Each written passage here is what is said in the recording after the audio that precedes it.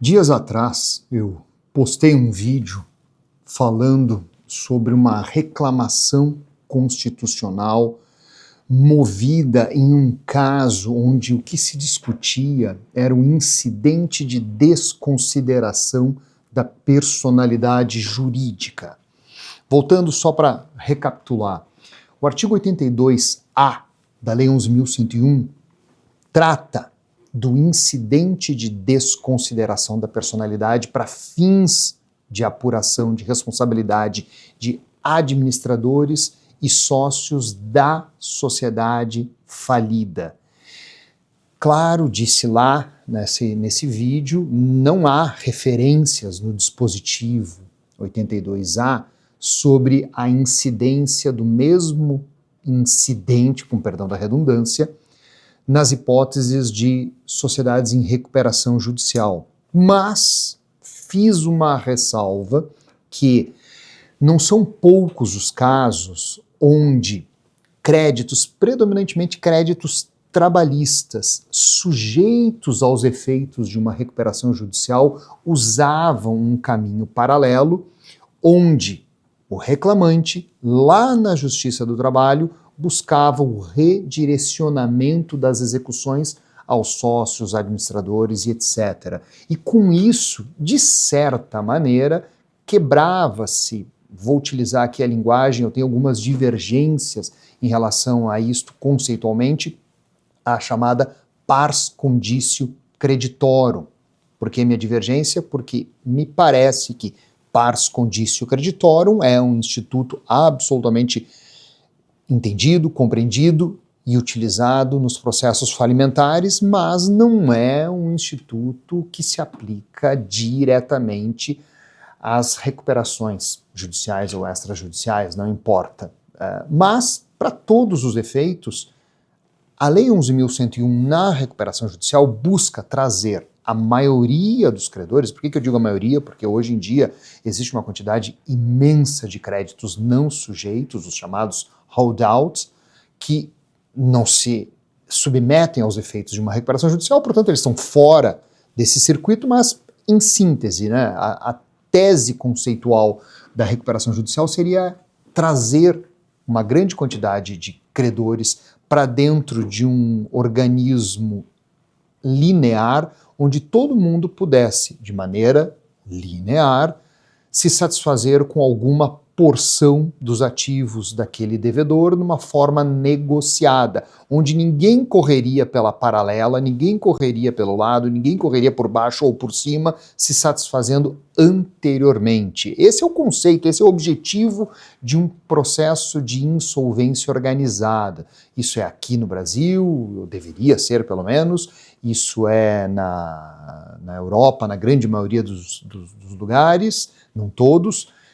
Isso é nos Estados Unidos, no Chapter 11, onde a gente se inspira e onde a grande maioria das leis de insolvência se inspiram. Ou seja, você evita aquilo que os americanos chamam de asset grabbing, correr para pegar o ativo antes. A tese de quem bebe a água primeiro, bebe a água limpa.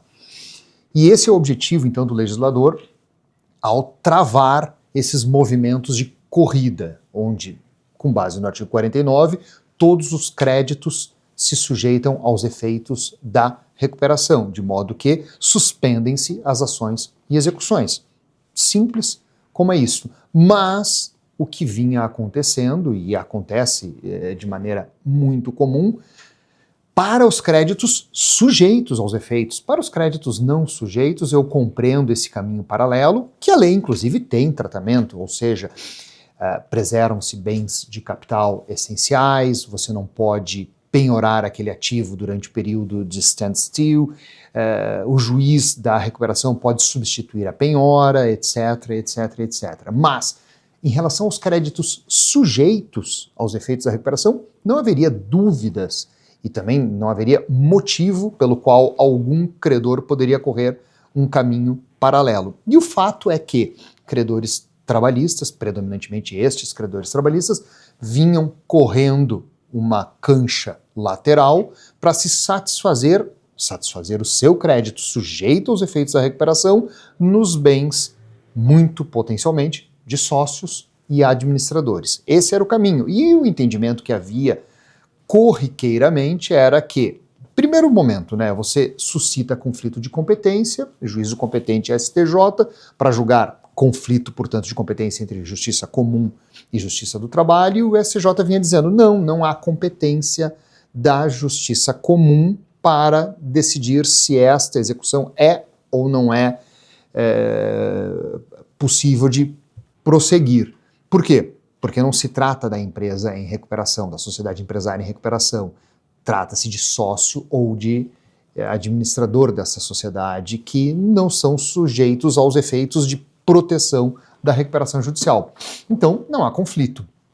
Bom, é evidente que isso agrada um lado, desagrada outro lado, mas na reforma da Lei 11.101, com a 14.112, que trouxe uma série de dispositivos, mas trouxe um aqui que é o que interessa para este vídeo aqui, para esta aula, que é o 82A. Falei isso no vídeo anterior. O 82A atrai a competência do juízo falimentar para decidir sobre responsabilidade de sócios ou administradores. Ou seja, o incidente de desconsideração ou de apuração de responsabilidades solidárias ou subsidiárias é de competência do juízo falimentar. Bom, mas isso não acontecia somente nos processos falimentares, onde decretada a falência, o credor trabalhista, na execução trabalhista, pediu redirecionamento e o redirecionamento prosseguia em relação a esses sócios.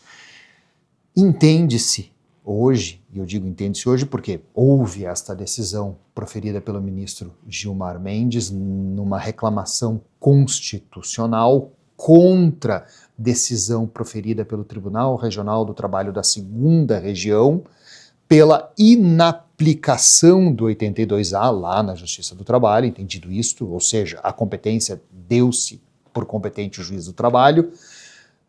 Portanto, pela via da reclamação, a empresa devedora e os sócios desta empresa devedora afetados por este redirecionamento vão ao Supremo Tribunal Federal dizendo que a inaplicação do 82A por si só, sofre incidência da súmula 10 do Supremo Tribunal Federal, que trata da reserva de plenário. O que quer dizer isso, né?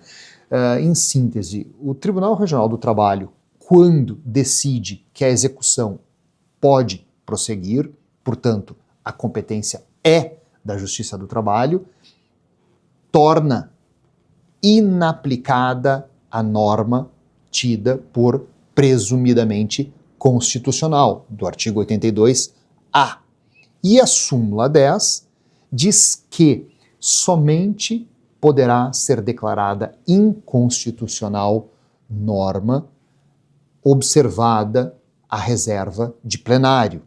Portanto, deve o órgão pleno ou órgão especial do Tribunal Regional do Trabalho declarar inconstitucionalidade pela via da declaração de inconstitucionalidade. E não pode o órgão fracionário do tribunal decidir pela inaplicação. E a inaplicação, mutatis mutandis, é a declaração implícita de inconstitucionalidade. Bom, com isto, o remédio a ser utilizado foi a reclamação constitucional. Portanto, há um reestabelecimento dessa maneira, há um reestabelecimento da constitucionalidade do 82A, e aí desce a decisão determinando ao Tribunal Regional do Trabalho que profira nova decisão. Bom, não foi só nesse caso, então, que isso aconteceu. Teve um caso recente agora, 2, 3 semanas atrás, numa decisão proferida pelo ministro Flávio Dino, muito parecida. Também em sede de reclamação constitucional, o ministro Flávio Dino diz que o órgão fracionário, neste caso do Tribunal Regional do Trabalho da 1ª Região, teria declarado inconstitucional norma que já havia sido, e agora neste caso um pouco diferente, inclusive objeto de ação declaratória de inconstitucionalidade julgada improcedente. Portanto, não só a presunção da constitucionalidade da norma, neste caso há também uma decisão proferida em uma ADIM. E aí, como diria o Lito daquele canal de aviação, senta que lá vem história, né? Esse caso eu tenho uma particular afeição, porque essa declaração de inconstitucionalidade, declaração, eu vou olhar aqui se eu não estiver equivocado, de número 3934, 3934/2 do Distrito Federal, cujo relator é o ministro Ricardo Lewandowski, e o requerente, quem move a ação, é o Partido Democrático Trabalhista, PDT. Neste caso, por que eu disse que eu tenho uma particular afeição a esse caso?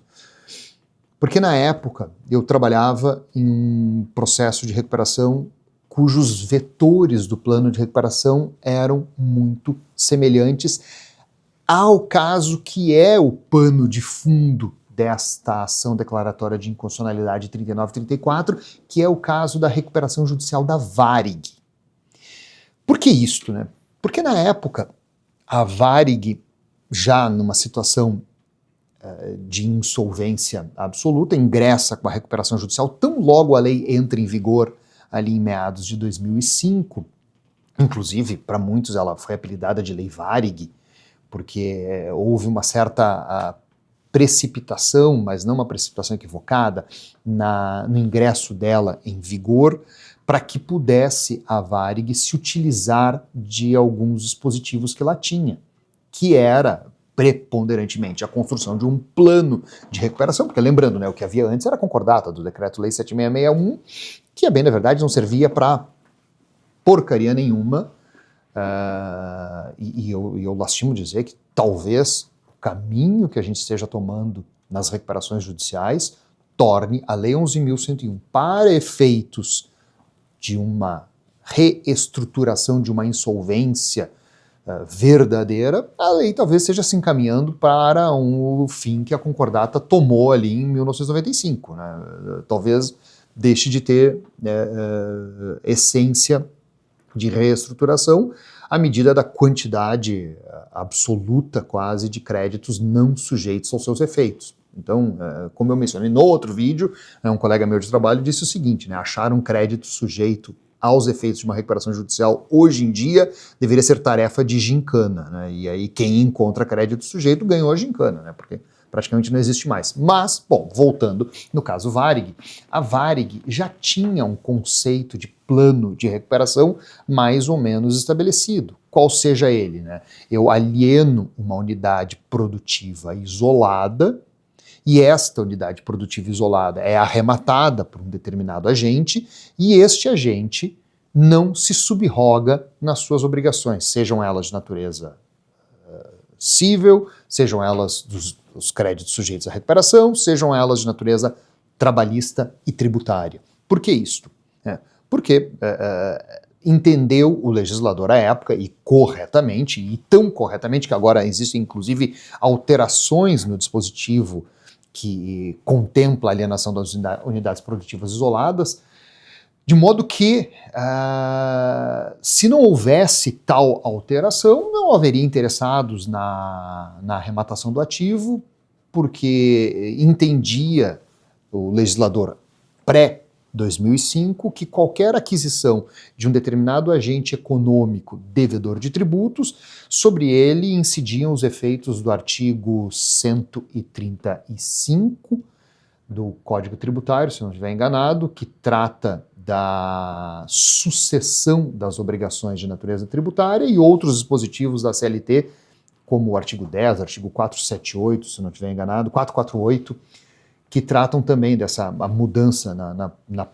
propriedade da sociedade, não altera a obrigação, e aí então responde por todas as obrigações, e o que acontece? O efeito econômico acaba cobrando o seu preço. Não há interessados na aquisição, a atividade econômica se dissipa e nem esses credores de natureza fiscal e de natureza trabalhista acabam recebendo, no final do dia, os seus respectivos créditos, porque o caminho natural é a falência pela perda de valor do ativo que poderia ser preservado. Então, acho que até isso é vexata question. Ninguém tem dúvida sobre o quanto o artigo 60 tem produção econômica favorável para fins de satisfação, tanto do processo de venda, que se traduz em eficiência econômica, quanto na satisfação de créditos sujeitos ou não sujeitos aos efeitos da recuperação, à medida em que identifica-se valor econômico naquele ativo vendido. Então, voltando, caso Varig, a Varig previa no seu plano de recuperação a venda de uma unidade produtiva isolada que eram, na época, a atividade preponderante dela de pouso e decolagem em determinados aeroportos. E isso se chama, esse direito de pousar e decolar, existe uma denominação regulatória chamada de slot. Cada pouso e cada decolagem é um slot. Existem determinados aeroportos que são chamados de slotados e outros não. Slotados são aqueles que você só tem condição de pousar ou decolar naquela janela de horário. E isto tem um valor econômico, ainda que se possa dizer hoje em dia, e o entendimento migrou para esse lado, que seja um bem fora do comércio, porque aquilo ali nada mais é do que uma concessão de pouso e decolagem, mas na época entendeu a Varig que poderia alienar uma unidade e esta unidade, dentro dessa unidade, estariam contemplados os direitos de pouso e decolagem em tantos quantos fossem os aeroportos contemplados naquela UPI. E na mesma época houve insatisfação de credores. Eu me lembro que os sindicatos dos aeroviários recorreram, foram até o STF, mas na paralela o PDT move esta DIN, a DIN de número 3934, que no final da história buscava a declaração de inconstitucionalidade de uma série de dispositivos da Lei 11.101. Não recordo todos aqui, mas em síntese, aquele que limitava o pagamento dos créditos trabalhistas a 150 salários mínimos no processo alimentar, isso está previsto no artigo 83, e além deste, o artigo 60, que contemplava a venda da unidade produtiva isolada sem que o arrematante, sem que o adquirente se subrogasse nas obrigações trabalhistas. Buscava essa declaração de inconstitucionalidade. E eu fui assistir ao julgamento desse processo e recordo bem das circunstâncias, porque no meu caso era também uma companhia aérea, também estava sendo contemplado um plano de recuperação que venderia unidade produtiva isolada, e essa unidade consistia fundamentalmente em determinados ramos de voos, com os seus slots de pouso e decolagem, e para nós, na época, o meu cliente, a ele interessava que a DIN fosse julgada improcedente, porque o plano dele era praticamente o mesmo, era muito semelhante. Mas a história bifurcou e o assunto deles lá foi outro, e diferente do caso Varig, onde houve sim a venda da unidade produtiva isolada, e neste caso do meu cliente houve a venda do controle. E aí, com a venda do controle, não houve venda de unidade produtiva isolada, e para todos os efeitos, isso virou menos relevante. Mas eu me recordo ter acompanhado. Mas o que isso importa agora para este caso? Fundamentalmente porque, falando do artigo 60, se fala sobre transmissão de obrigações. O artigo 60, a bem da verdade, ele excetua essa transmissão de obrigações. A obrigação do A para o B se transmite, em muitos casos, na legislação brasileira. O Código Civil contempla a transmissão de obrigações no caso, por exemplo, do herdeiro por obrigações do pré-morto, e que derivam para o espólio e aí, por consequência, para o herdeiro até o limite das forças da herança. Mas existe transmissão de obrigação. Em casos de solidariedade, a obrigação já é na sua origem, então não é caso de transmissão de obrigações. O Código Tributário também prevê, eu falei antes o 135, não, mas na verdade é o 133. O 135 é da responsabilidade do administrador.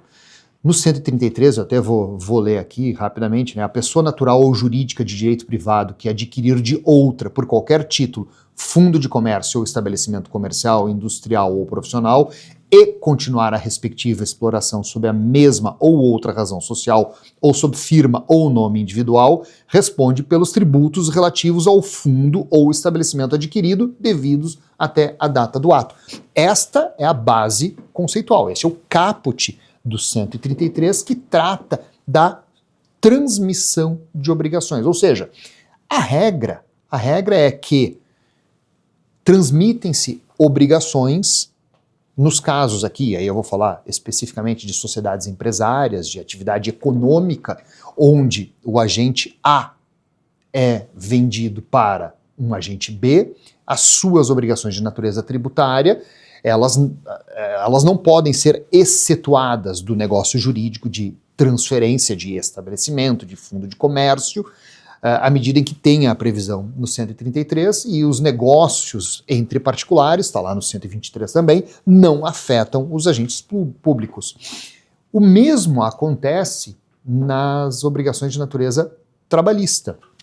Tanto o artigo 10 da CLT, que prevê, estou lendo aqui, qualquer alteração na estrutura jurídica da empresa não afetará os direitos adquiridos por seus empregados, e o artigo 448, que diz, a mudança na propriedade ou na estrutura jurídica da empresa não afetará os contratos de trabalho dos empregados. Então, esta é a regra. Artigo 133 do CTN, artigo 10 e 448 da CLT, e também, é bom lembrar, o artigo 1146 do Código Civil, que trata da transferência de estabelecimento, ou chamado trespasse de estabelecimento. Diz o 1146, o adquirente do estabelecimento responde pelo pagamento dos débitos anteriores à transferência, desde que regularmente contabilizados, continuando o devedor primitivo solidariamente obrigado pelo prazo de 1 ano, a partir quanto aos créditos vencidos da publicação e quanto aos outros da data do vencimento. Ou seja, conceito geral, a regra é quando há trespasse de estabelecimento, né, a linguagem na CLT talvez não seja a mais técnica do ponto de vista de leitura da linguagem corporativa, da linguagem do direito societário. O CTN é mais técnico um pouco, mas o Código Civil fecha o tema dizendo que o trespasse do estabelecimento obriga o adquirente do estabelecimento pelas dívidas anteriores do estabelecimento. De modo que a regra conceitual é esta, e veio, portanto, o artigo 60 da Lei 11.101 excetuar essas regras, dizendo que o adquirente do estabelecimento não responderá por essas obrigações. E aí utiliza uma linguagem diferente, nova, trata de unidade produtiva isolada. Não era um conceito juridicamente existente até então na legislação brasileira. Na legislação brasileira você tinha a venda de ações, venda de cotas de determinada sociedade empresária, se falava vulgarmente da venda do ponto, mas a bem na verdade havia trespasse de estabelecimento. E eu me lembro que na época, quando editada a lei entra em vigor, havia uma certa discussão do que é tal unidade produtiva isolada, mas eu acho que ela meio que se encaminhou de maneira fácil para o conceito de estabelecimento. E o artigo 60 contemplava, em síntese, o trespasse. E dizia, portanto, que o trespasse do estabelecimento realizado dentro do processo de recuperação não determina transmissão das obrigações. E aí as discussões veio, portanto, esta ADIM, vieram outras medidas na paralela por credores insatisfeitos, no caso Varig especificamente, né, porque dizia e diz o artigo 60, né, se o plano de recuperação judicial aprovado envolver alienação judicial de filiais ou unidades produtivas isoladas do devedor, o juiz ordenará a sua realização observado o disposto no artigo 142 e o parágrafo único, hoje alterado, mas já vou ler a redação atual, porque é muito parecida, ela é só um pouquinho mais ampla, de modo a eliminar dúvidas que existiam na paralela. O objeto da alienação estará livre de qualquer ônus e não haverá sucessão do arrematante nas obrigações do devedor, de qualquer natureza, incluídas, e aí agora é a parte nova do dispositivo, né? Mas não exclusivamente as de natureza ambiental, regulatória, administrativa, penal, anticorrupção, tributária e trabalhista, observado o disposto no parágrafo 1º do artigo 141. Bom, trouxe também, né, agora é bom que se diga, a Lei 14.112 trouxe também o artigo 60A, que fala da unidade produtiva isolada que trata o artigo 60 acima, poderá abranger bens, direitos ou ativos de qualquer natureza, tangíveis ou intangíveis, isolados ou em conjunto, incluídas participações dos sócios. Me parece, a mim sempre me pareceu, que esse 60A seria desnecessário. Por quê? Porque trespasse de estabelecimento, sim, contemplava a transmissão de obrigações. Nunca houve transmissão de obrigações na venda de bens ou objetos isoladamente, porque não era estabelecimento. O conceito de estabelecimento é diferente. Mas como havia uma certa divergência jurisprudencial e o que abunda não prejudica, o artigo 60A trouxe para dentro do sistema uma espécie de embargos declaratórios. Olha, não somente o trespasse de estabelecimento, cuja a transmissão de obrigações é presumida, está contemplado aqui, mas também todas as vendas de bens móveis, imóveis, tangíveis, intangíveis, e aqui tem um ponto importante, incluídas participações dos sócios. E é justamente aqui que entra este caso que eu mencionei no começo do vídeo, da decisão proferida pelo ministro Flávio Dino. Por que isto, né?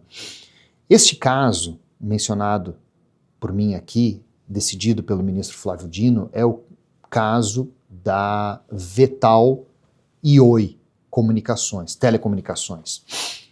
No plano de recuperação judicial da Oi, o anterior, não o atual, que a Oi a cada meia dúzia de anos ingressa com uma recuperação judicial nova. Não estou dizendo aqui se era necessário ou não era necessário, não fazendo nenhum juízo de valor, mas o fato é este, né? A Oi ingressa com recuperações judiciais a cada ano bissexto. Então, no plano anterior, muito bem elaborado, muito bem redigido, havia a constituição de determinadas unidades produtivas isoladas. E dentre essas unidades produtivas isoladas, havia uma especificamente chamada UPI Infra Co, que contemplava bens da rede de infraestrutura de telecomunicações. E aí, de maneira muito inteligente, me parece, o que foi feito? Porque o conceito de venda de estabelecimento, para fins do artigo 60, também sempre foi um pouco disforme, né? Porque você vende o estabelecimento, e o que é estabelecimento? É aquele conceito lá do 1142, que é o complexo de bens utilizados pelo empresário, organizados pelo empresário para o exercício da atividade. Complexo de bens é uma universalidade, no caso do estabelecimento, uma universalidade de direito, como é o espólio, por exemplo. Mas eles estão teoricamente soltos, né? Eles só são cobertos por um fio que os denomina estabelecimento. E aí o que se fazia, o que se faz ainda para dar uma espécie de formatação conceitual mais fácil de ser entendida? Se fazia ou drop-down de ativos para uma sociedade empresária ou uma cisão parcial, onde determinados bens são vertidos para uma sociedade resultante da cisão, e o que se vende é a resultante da cisão ou a sociedade controlada, subsidiária integral ou não, na forma do artigo 60. E este caso, particularmente, é exatamente isto, só que com um detalhe. A Oi preserva para si uma quantidade resultante ainda residual de ações. E as ações que são vendidas na forma do artigo 60 são as ações que dão o poder de controle. E aí, naquele caso especificamente, o BTG arremata as ações que dão o poder de controle e a Oi permanece com ações, tornando-se então acionista minoritária nesta UPI Infraco. E aí, o racional econômico deste era, bom, você tem um sócio ingressante com deep pocket, com dinheiro profundo, bolso profundo, vai investir aqui, esse negócio vai ganhar valor, e adiante vai haver a venda das unidades remanescentes, das ações remanescentes, e com a venda das ações remanescentes, que vão ganhar valor com essa atividade que certamente receberá investimentos, vão valer mais do que valeriam hoje. Então, vender 60%, 62%, 63% valia mais a pena do que vender 100%. Por quê? Porque essas ações remanescentes, no horizonte de tempo, ganham valor. E foi isso que foi feito. Né? Ocorre que, em razão desta modelagem, houve, novamente, voltando lá pelo começo, o desvio por determinados credores trabalhistas, dizendo que, bom, aqui, entendi, artigo 60, não há transmissão de obrigações, aqui não é desconsideração da personalidade jurídica, mas aqui o que existe no final da história é um grupo econômico. Né? E aí, utilizam-se de uma disposição na CLT, artigo 2º, parágrafo 2º, que diz, sempre que uma ou mais empresas, tendo, embora cada uma delas, personalidade jurídica própria, estiverem sob a direção, controle ou a administração de outra, ou ainda, quando mesmo guardando cada uma sua autonomia, integrem grupo econômico, serão responsáveis solidariamente pelas obrigações decorrentes da relação de emprego. Bom, assim decidiu o juízo trabalhista de primeiro grau, assim manteve a decisão o TRT da primeira região, cuja ementa, não sei se vou precisar ler toda, mas diz o seguinte, é legítima a condenação solidária das rés quando demonstrada a existência de grupo econômico, nos termos do artigo 2º, parágrafo 2º da CLT, caracterizado pela comunhão de interesses, integração operacional e coordenação na execução de objetivos empresariais, ainda que mantidas personalidades jurídicas distintas. A alegação que a terceira ré constitui unidade produtiva isolada e por isso não responderia por débitos da empresa alienante, não se sustenta diante da ausência de autonomia empresarial real e da manutenção de vínculos societários, funcionais e operacionais com as demais rés, especialmente a segunda ré, Oi S.A. A existência de controle societário, ainda que indireto, é apta a configurar grupo econômico e atrair a responsabilidade solidária. A jurisprudência consolidada, TST, admite tal configuração, etc, etc, etc, etc. Bom, o fato é o seguinte, jogaram no lixo tudo que o artigo 60 contemplava, jogaram no lixo o conteúdo da DIN 39 e 34, e disseram, não, aqui é outro caso e a gente entende dessa maneira, então vamos seguir dessa maneira. Bom, houve a interposição de um recurso de revista, e o recurso de revista, também para surpresa de 0 pessoas, foi inadmitido. Com isso, o que você faz? Reclama. Reclama para quem? Reclama para o STF. Por quê? Porque aqui também, tanto quanto no outro caso que eu mencionei, da decisão do ministro Gilmar Mendes, aqui, neste caso, também há, em primeiro lugar, o descumprimento da súmula número 10, a não observância da súmula número 10, que diz declaração de inconstitucionalidade por órgão fracionário não é admitida a reserva de plenário. E aqui não houve. Por quê? Porque aqui também há, para todos os efeitos, uma declaração de inconstitucionalidade de modo implícito pela inaplicação do artigo 60. Lá no outro caso, 82A. Aqui, artigo 60.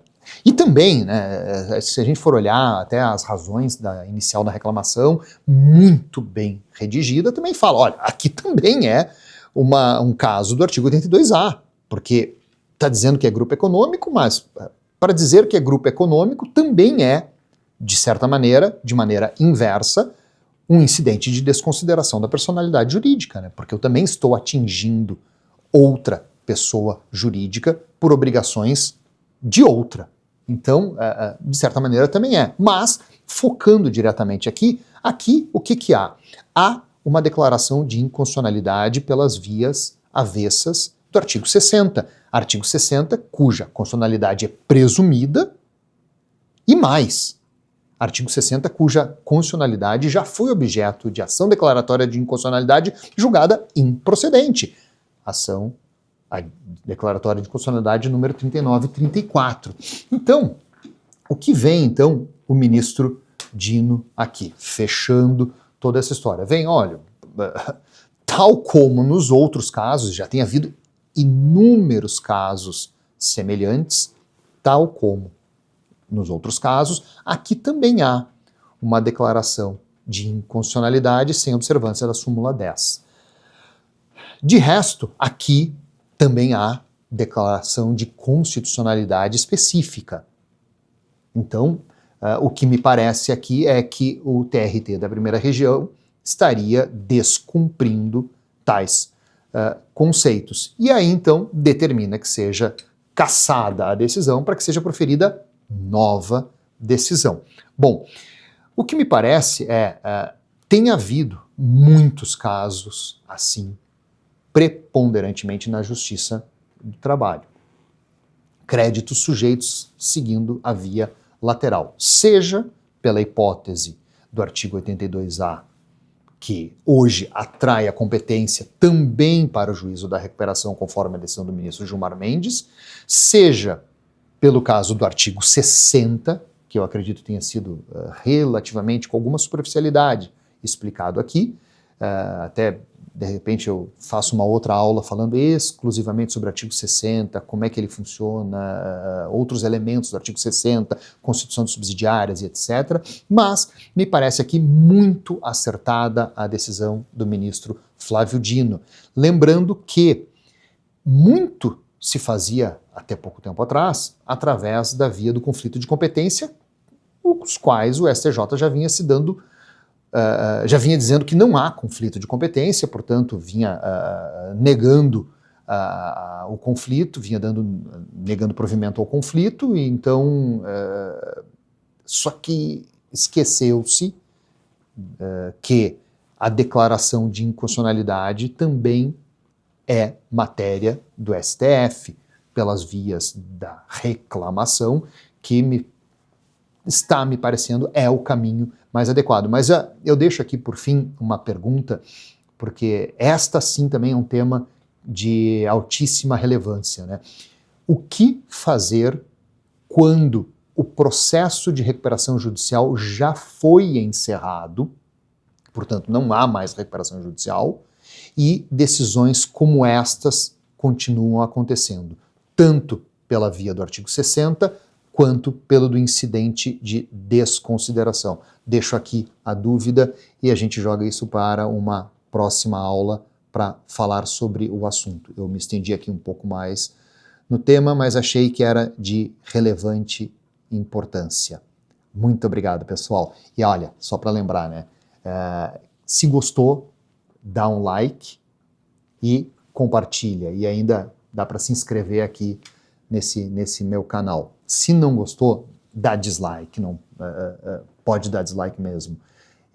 Mas também, se quiser fazer um comentário, eu respondo aqui na hora. Tá, pessoal? Obrigado.